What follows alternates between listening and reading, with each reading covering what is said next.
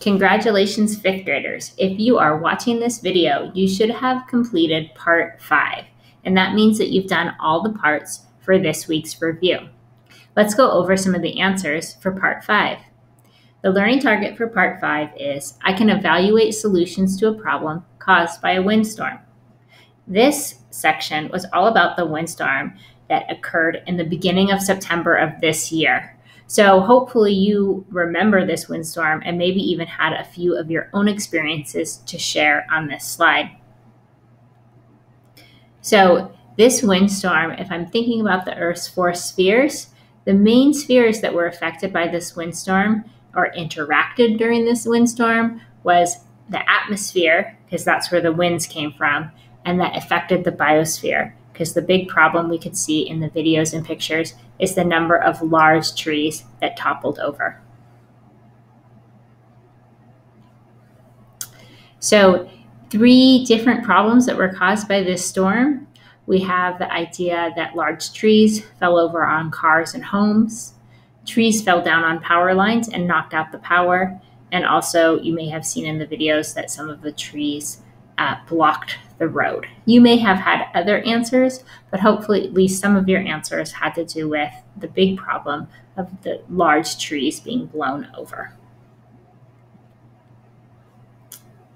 So if we're thinking about cause and effect, sometimes we can think about it in a causal chain. That's what this graphic organizer is. How did one thing happen that led to another that led to another? So in this case, hurricane force winds caused huge trees to fall and caused power lines to break. And so that's why so many households were left without power, some for over a week.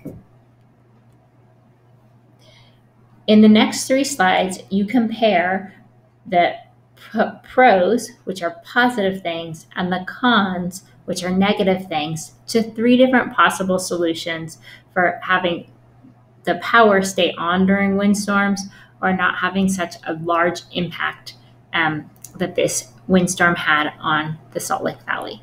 So possible solution number 1 was to cut down large trees. Hopefully you noticed that one positive thing about this is if there's no large trees, then houses can't be damaged, cars likely won't be as damaged, and the power lines won't be knocked down.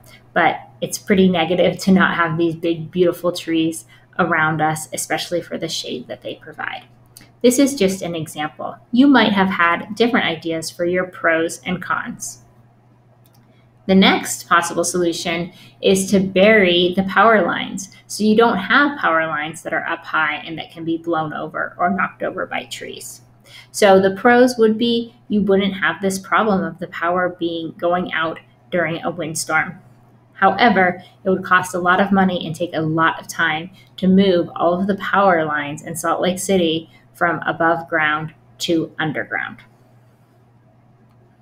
Possible solution number 3 was all about giving trees more space to grow their root systems.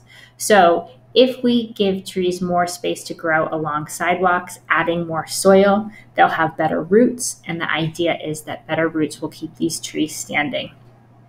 So a pro to doing this would be you have healthier trees that are able to withstand a windstorm.